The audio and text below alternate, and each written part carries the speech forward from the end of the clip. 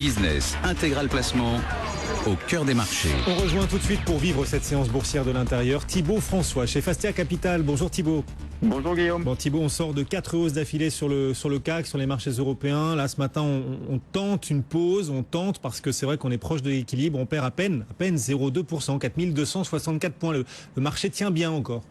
Oui, le marché tient bien. Enfin, en même temps, il avait quand même perdu assez fort, pratiquement 11% sur vendredi 24 et le lundi suivant. Donc effectivement, il y a eu 4 séances de hausse, mais on n'a pas encore du tout rattrapé la baisse qui a constitué le choc du Brexit du 23 juin. Donc effectivement, il y a eu un rebond technique assez intéressant depuis mardi. On a vu que les volumes étaient de plus en plus faibles tout au long de la semaine, signe que le rebond s'est soufflé. Donc là, une petite pause ce matin dans des volumes qui sont anémiques. Independence Day, donc aux États-Unis oblige.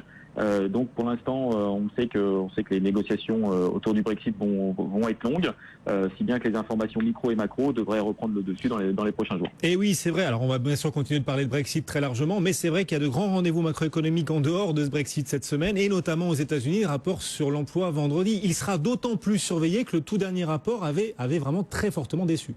C'est exactement ça. C'est un chiffre clé qui va tomber vendredi. Le mois de mai avait été très décevant. On l'anticipe pour l'instant. On l'analyse comme un accident de parcours dans la reprise de la croissance américaine qui est soutenue. Pour que ça soit un accident, il ne faut pas qu'il y en ait d'autres de suite. Donc effectivement, le chiffre de vendredi va être scruté.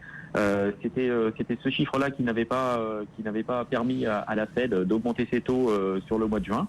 On pense qu'on en est loin d'une hausse des taux maintenant à très court terme. On pense que le Brexit va servir d'excuse pour ne pas remonter ses taux assez rapidement. En tout cas, c'est vrai que si on pouvait avoir un chiffre vendredi, un chiffre de l'emploi aux États-Unis assez bon, ça nous permettrait de confirmer la thèse de l'accident du mois de mai et de confirmer la croissance américaine.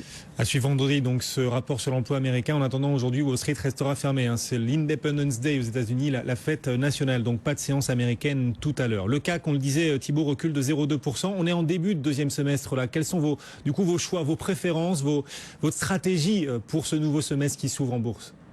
Déjà, ce qui est intéressant, c'est qu'on arrive dans une période effectivement où on va avoir pas mal de publications de résultats. Donc enfin, on va reparler de valeur, ce qui n'était pas le cas ces dernières semaines. Donc beaucoup de publications à attendre sur le mois de juillet et sur le mois d'août. Donc c'est le deuxième trimestre et donc les publications du résultat du premier semestre qui vont tomber sur les différentes entreprises. On a rencontré énormément d'entreprises sur le deuxième trimestre. On s'est aperçu que le discours était extrêmement confiant de la part des dirigeants, donc ça c'est plutôt bon signe.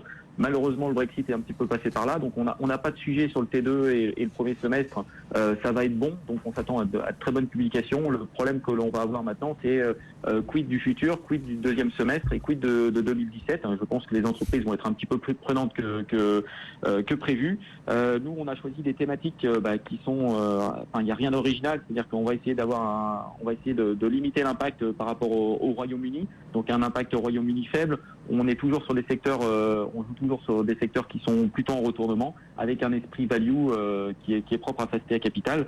Donc effectivement, on va plutôt vers les marchés de la construction. On pense que le secteur est actuellement en retournement. Ça fait quelques trimestres qui sont plutôt intéressants en termes de croissance organique. Donc on pense à des dossiers comme Saint-Gobain qui ne sont aujourd'hui pas très bien valorisés sur les niveaux de cours actuels, d'autant plus qu'elle a beaucoup baissé suite au Brexit.